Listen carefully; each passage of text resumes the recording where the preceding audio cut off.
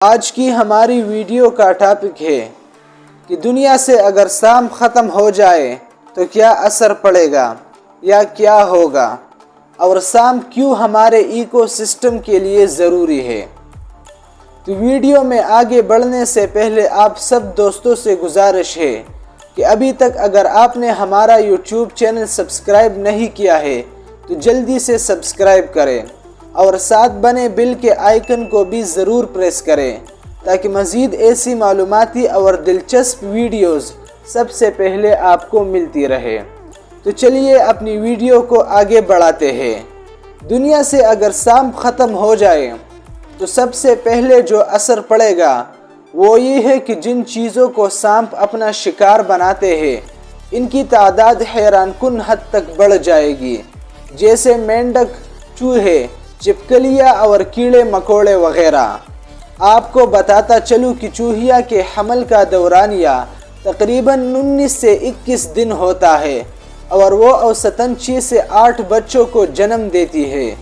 ایک چوہیا ہر سال 7 سے 10 مرتبہ بچے دیتی ہے، لہٰذا چوہوں کی آبادی بہت تیزی سے بڑھتی ہے۔ کم سے کم اندازہ بھی لگائے تو ایک چوہیے نے سال میں 42 بچے جنے اور زیادہ سے زیادہ 80 بچے سال میں۔ اب اگر دیکھیں تو نئے پیدا ہونے والے بچوں میں فیمیل 6 ہفتوں میں جبکہ نر چوہے 8 ہفتوں میں سیکسولی بالغ ہو جاتے ہیں، یعنی پیدا ہونے والی فیمیل چوہیا صرف پیدا ہونے کے 1.5 ماہ بعد ہی خود بچے جننا شروع کر دیتی ہے۔ اب اندازہ لگائے کہ کم از کم 42 پیدا ہونے والے بچوں میں سے کتنی فیمیل چوہیا پیدا ہوتی ہوں گی اور وہ 1.5 ماہ کے عرصے میں بالغ ہو کر کتنے مزید بچوں کو جنم دیتی ہوگی۔ چلیے ایک عام سا حساب کرتے ہیں۔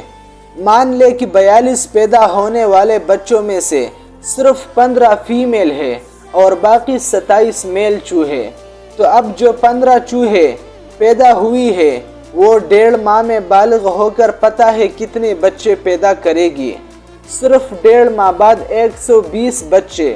اور اگر ان میں سے پھر مان لے آدھی آبادی فیمیل پیدا ہو گئی تو اس کا مطلب ہے کہ اگلے 6 ہفتے بعد 60 فیمیل چوہیا پھر تیار ہے بچے دینے کے لیے، یعنی 360 بچے پھر پیدا ہو گئے۔ ان میں سے آدھی آبادی پھر فیمیل مان لے اور جب وہ بھی بالغ ہو کر بچے جنیں گی تو ان کی تعداد 1 سال میں ہزاروں میں ہوگی۔ اب اگر سانپ نہ ہو تو یہ چوہے کچھ سالوں میں ہی لاکھوں اور پھر کروڑوں میں ہو جائے گی اور پھر انسان کو اپنی ذمہ داری خود لینے پڑے گی۔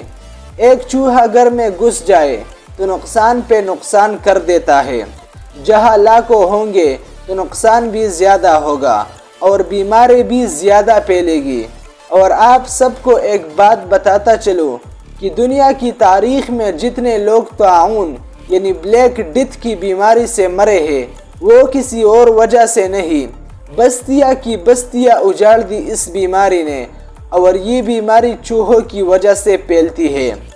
اسی طرح اگر کیڑے مکوڑے زیادہ ہو تو وہ فصلوں کی فصلیں تباہ کر دیتے ہیں، جس کی وجہ سے غذائی ضروریات پوری کرنا ناممکن بن جائے گا اور کھانے پینے کی چیزیں ڈھونڈنے سے بھی نہیں ملے گی۔ زیادہ تر کیڑے مکوڑے درجن سے لے کر سینکڑوں کی تعداد میں بھی انڈے دیتے ہیں۔ ان کا بھی اگر ساتھ ساتھ صفایا نہ کیا جائے تو یہ بھی لاکھوں کی تعداد میں پیدا ہو جائیں گے۔ ان کو مارنے کے لیے انسان نت نئے کیمیکلز کا استعمال کرے گا، فصلوں پر اور کر بھی رہا ہے، جو کہ انسان کی خود کی صحت کے لیے نقصان دہ ہے۔ کیمیکل لگی فصلوں کی سبزیاں آلودہ اور نقصان پہنچانے والی ہوتی ہے، جس کو جب انسان اپنی خوراک بناتا ہے تو یہ انسانی گردوں کو اور معدوں کو سب سے زیادہ متاثر کرتی ہے۔ اب آتے ہیں مینڈکوں کی طرف۔ اگر سانپ نہ ہو اور ان کو نہ کھائے تو یہ بہت زیادہ ہو جائیں گے اور ساری نہریں، ندی نالے ان کی وجہ سے آلودہ ہو جائیں گے، کیونکہ یہ فاسد مادوں کو اپنے جسموں میں جذب بھی کرتے ہیں اور ان کو باہر خارج بھی کرتے ہیں، تو اس کا بھی سیدھا نقصان انسان کو ہی ہے۔ انہی ندی نالوں سے ہم اپنی فصلوں کو سیراب کرتے ہیں۔ کئی جگہوں پر انہی ندی نالوں سے پانی تک پیا جاتا ہے۔ اس کے علاوہ دنیا کے زیادہ تر ممالک میں پائی جانے والی چھپکلیاں خود تو نقصان یعنی زہریلی نہیں ہوتی، لیکن ان کی سکن پر موجود بیکٹیریاز کافی نقصان دہ ہو سکتے ہیں، جن میں سالمونیلا ایک ایسا بیکٹیریا ہے جو اگر انسان نگل جائے تو فوڈ پوائزننگ، الٹیاں، جی متلانا، سر درد اور چکر آنا، لوز موشنز بھی ہو سکتے ہیں۔ اب زیادہ تر سانپ ان کو کھا کر بھی ان کی آبادی کو کنٹرول رکھتے ہیں۔ اگر ان کی آبادی زیادہ ہوگی تو انسان کو بھی نقصان ہوگا۔ کبھی کھانے میں گر جاتی ہے تو کبھی پانی میں، کبھی دودھ میں۔ اس طرح نقصان بھی ہو سکتا ہے اور رزق بھی ضائع ہوگا۔ لیکن اگر ان کے قدرتی شکاریوں کو اپنا کام کرنے دیا جائے تو وہ بہتر ہی ہے، یعنی سانپوں اور پرندوں کو جو چھپکلیوں کو اپنا شکار بناتے ہیں۔ اسی طرح ہمارا ایکو سسٹم ہیلتھی رہتا ہے جب ہر چیز کی مقدار اللہ تعالیٰ کے بنائے ہوئے قانون کے مطابق چلے۔ اب آتے ہیں ان چرند پرند کی طرف جو سانپوں کو خاص طور پر اپنا شکار بناتے ہیں۔ اگر سانپ نہ ہوگے تو ان کی مشکلات بھی بڑھ جائے گی۔ ان کو بھی اپنی بنی بنائی فوڈ چین کو تبدیل کرنا پڑے گا، اور سانپ نہ ملنے کی وجہ سے بھوک کا شکار ہو کر مر جائیں گی۔ کسی بھی چیز کے ختم ہونے کا اللہ تعالیٰ نے ایک وقت مقرر کیا ہے، اور اللہ تعالیٰ بہتر طریقے سے دنیا کے نظام کو چلانے والا ہے۔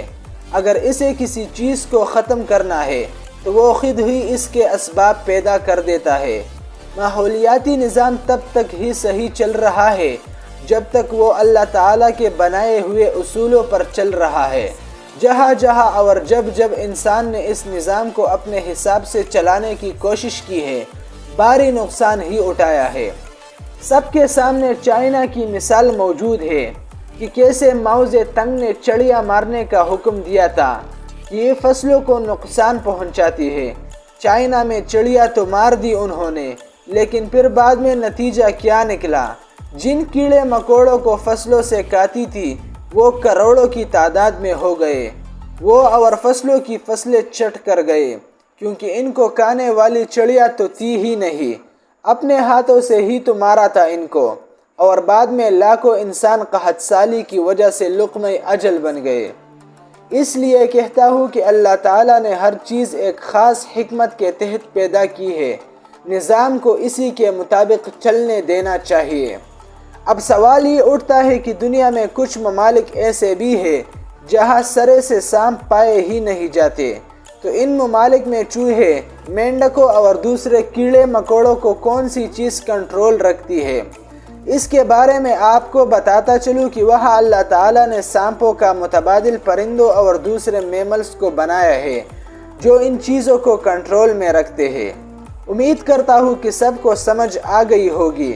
سانپ نہ ہو تو کیا ہوگا، یا ہمارے ماحولیاتی نظام ایکو سسٹم پر کیا اثر پڑے گا۔ اس لیے میں درخواست کرتا ہوں کہ ہر سانپ زہریلا نہیں ہو سکتا، اس کو نہ مارا کرے، کیونکہ یہ بھی ہمارے سسٹم کا حصہ ہے۔ امید ہے دوستو آپ لوگوں کو ویڈیو پسند آئی ہوگی۔ اگر ویڈیو اچھی لگی ہو تو ویڈیو کو لائک کریں اور کمنٹ سیکشن میں اپنی رائے کا اظہار ضرور کیجیے۔ ملتے ہیں ایک نئی ویڈیو میں، تب تک کے لیے خدا حافظ۔